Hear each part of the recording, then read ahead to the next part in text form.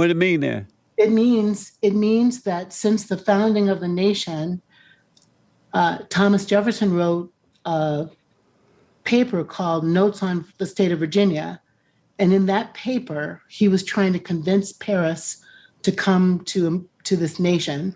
And he described Blacks as not as beautiful as whites, not as emotional as whites, not as loving as whites.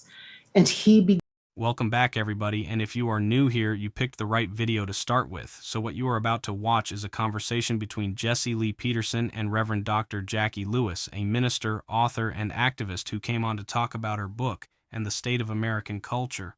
What starts as a discussion about why this country feels so divided turns into something neither of them expected.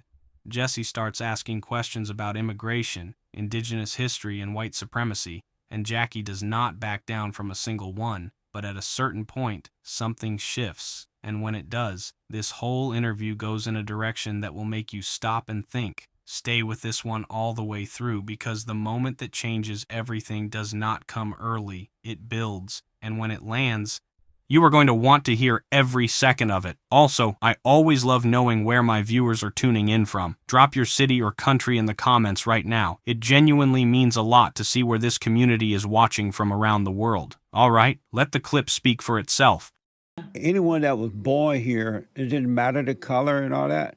They were just American. It was not divided, so it made for an amazing country. And I guess now that we've allowed all these other people to come here from other parts of the world, it has divided, because those people that come here from other part of the world don't seem to fit in with America because they have a different mindset. Do you think it was a mistake to let all these other people come into America? I think I would question that premise just a little, Jesse Lee, if you don't mind. I think America is a country of immigrants. You and I, our people didn't immigrate, right? We were born here, right? We were born here after our people were brought here. But the rest of the country, our indigenous siblings and African Americans, indigenous people on the land from the beginning, African Americans brought to the land to farm and till the land as slaves. That outside of that enslavement and outside of indigenous people, everybody else here comes from someplace else. They come from Poland, they come from Great Britain, they come from, Spain. So we were built in the context of difference. So I don't think the people immigrating now cause the division. I think what causes the division is a resistance to the plurality of the society, right? Like if what we think means American is white, straight, wealthy men, or landowners, or not Mexican, not Jamaican, not Dominican, not African, if that's how we roll, then we have that kind of tension. But America has always been they say melting pot. That's not true, more like a salad, right? There's all kinds of diversity here, always. But I think because America is becoming more brown, I think that there is a resistance in white culture to the diversity. Amazing. That's what I think. I agree with you that it seemed that the Indians were here, but it was not America. They were just sitting around living in tents and doing nothing, smoking peyote. And if the white man had not discovered America and believed in God, and with the help of God, they created the greatest country on this side of heaven, there would be no America. Am I right? No, I don't think you're right. Why not? It was the white man who founded and built the country, right? Well, I don't think the indigenous people were sitting around in tents smoking peyote. I think they were living with They were the killing land. one another, riding horses and doing nothing. You know what I mean? So I understand what you're saying about that. They were doing more than just smoking peyote and getting high. They were killing one another, eating one another, and stuff like that. I do agree to that. No, I'm not saying that. Oh, you're I'm not saying that? at all. What No. else were they doing there?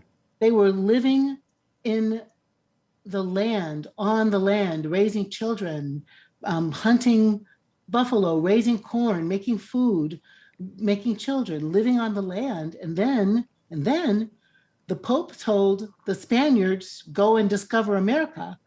And then the whites came, and then the whites took the land. Do you And agree then that if it wasn't for the white people finding and creating the greatest country, there would be no America? No, we would not be here. We'd be somewhere else. You agree to that? I agree that this nation was named for Amerigo Vespucci, who was a ship runner who, quote, discovered America. Right. So this And land, was he white? he was Spanish. This is where the conversation gets real fast. Jesse makes this argument that immigrants coming from other parts of the world are what divided America, and I need you to really sit with that for a second, because Jackie just dismantled it immediately and completely. Jesse said this: we've allowed all these other people to come here from other parts of the world. It has divided because those people don't seem to fit in with America because they have a different mindset. Now here is the problem with that framing. Jackie pointed out something that should be common knowledge. Outside of Indigenous people and African Americans who were brought here in chains, everyone in America came from somewhere else. Poland, Spain, Great Britain. The entire foundation of this country is built on immigration. So the argument that newcomers are causing division falls apart the second you apply any historical context to it. Jackie said this directly: I don't think the people immigrating now cause the division. I think what causes the division is a resistance to the plurality of the society. That is the key point. The division was never about who showed up. It was always about whether the people already here were willing to share the space. And then Jesse goes even further. He describes Indigenous people as just sitting around living in tents doing nothing, smoking pot. And Jackie had to correct him. She said they were living on the land, raising children, hunting, farming, building life. Here is what people need to understand. The indigenous nations of North America had complex trade networks, agricultural systems, and governance structures long before any European arrival. This is documented history, not opinion, not debate, documented fact. The level of historical revision happening in this clip is stunning. And this land was called Turtle Island by the Indigenous people. So no, it wasn't America. Really? But it could have had a different trajectory. It could have been different. So it wasn't Columbus who discovered America? No, he found it, but he didn't discover it. It was already here. It Amazing. wasn't Columbus. It wasn't Columbus. So if Columbus had not found or discovered, however you want to call it, and then got together with some other white men and with the help of God and created the greatest country on this country. You notice everybody and their mama trying to come here. It's not like it's not the best place. Would there be an America? There would be something. But it wouldn't be America, right? No. Amazing. Are you grateful for that? Am I grateful for? That they did found and created the greatest country on this side of heaven, America. That the white man did do that. Are you grateful for that? No. Are you not grateful? No. Why not? Because I'm embarrassed. Why are you embarrassed? I'm ashamed that this land was stolen. I'm ashamed that my ancestors were kidnapped and built it. And I'm ashamed that white supremacy still hijacks the agenda here. And that's not all the white people, but the founding principles of our nation leave so many people behind. Amazing. Can you define white supremacy for me? Because I don't know what that means. Yes, you do. What does it mean? Don't you? No, Don't I you? really don't. Because I hear a lot of black people saying that, and I wonder why they think that white people are superior to them, because I hear a lot of black people calling white people white supremacists, and in my mind, it sounds like they believe that white people are superior to them. Well, that's not what it means. What does it mean then? It means that since the founding of the nation, Thomas Jefferson wrote a paper called Notes on the State of Virginia. And in that paper, he was trying to convince Paris to come to to this nation, and he described blacks as not as beautiful as whites, not as emotional as whites, not as loving as whites. And he began a trajectory of pseudoscience that sought to prove that white people, white skulls, white beauty, white language, white everything was better than blacks or indigenous.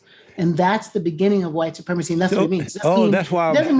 It doesn't mean that I, as a black person, think that white people are superior. It so means why would you use that word, the whites supremacy? It implies that you believe that. No, it doesn't imply. Can we stop for a minute? Yes.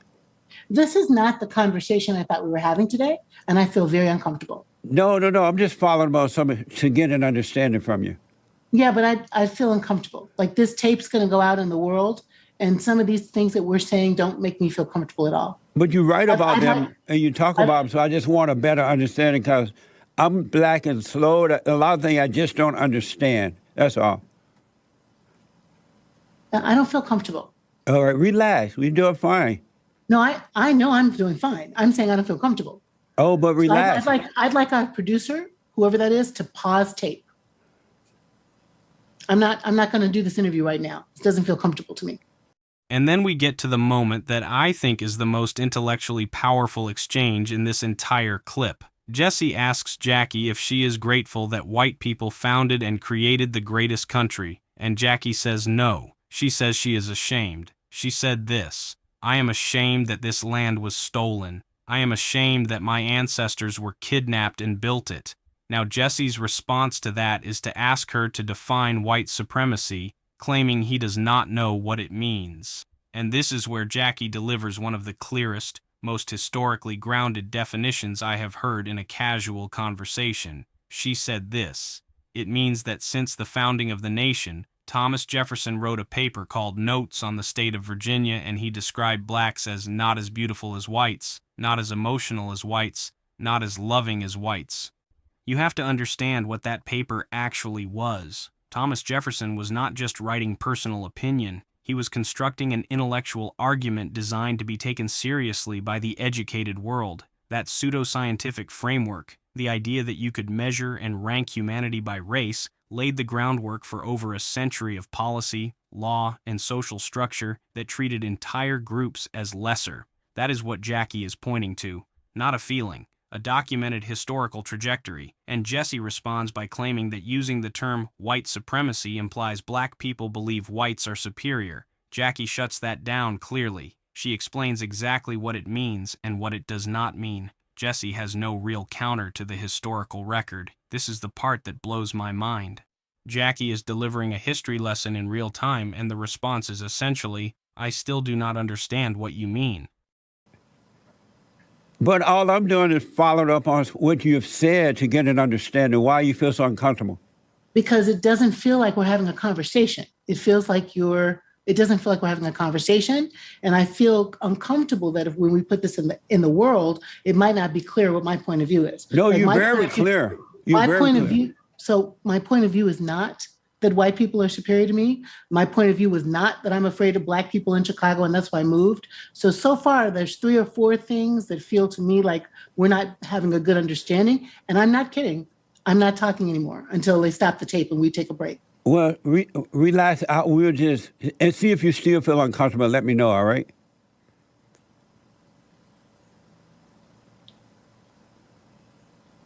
I'm not going to do this right now.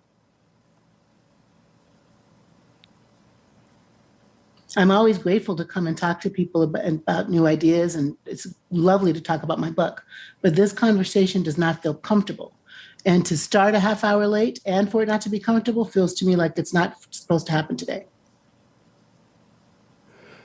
Oh, so are you saying that you don't want to? I'm saying I'm done today. I think I are? said it 3 times now. I'm not talking today about this. If we want to try again, we can. I can send you questions that make me feel comfortable. So far as, am I afraid of black people? Nope. So far as do I think white people are superior? Nope. So far, doesn't feel like a good conversation.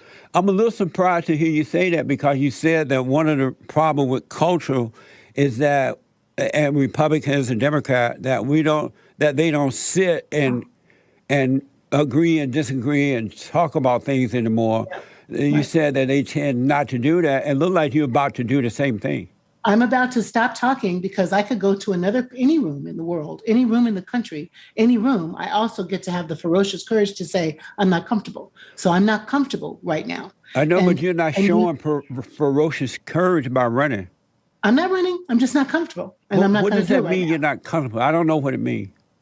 I think you know what it means. I think it means that I'm not comfortable. It doesn't feel like it's a good dialogue this moment, and I would like to pause.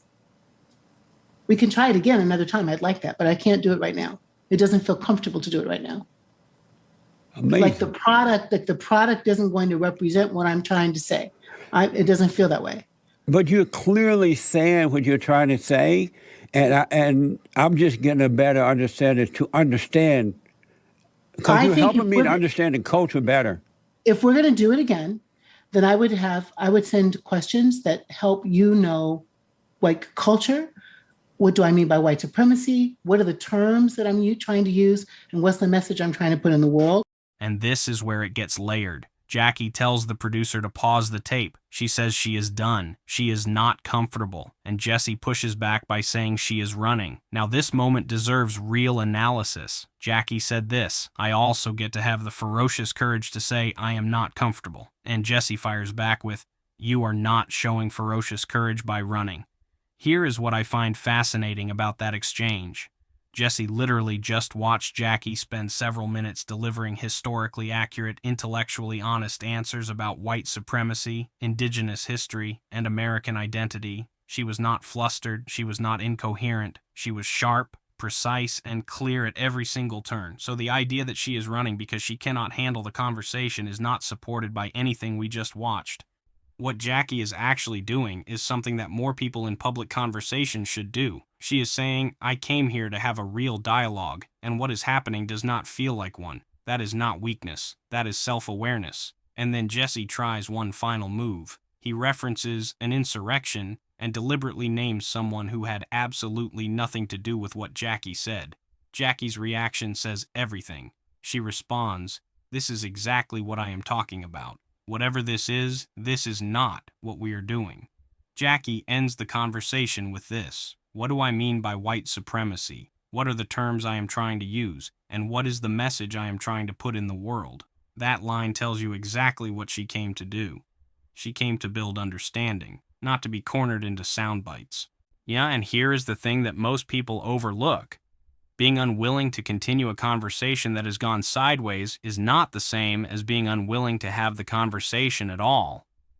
Jackie offered to come back. She offered to send questions in advance. She wanted the dialogue. She just wanted it to be a real one.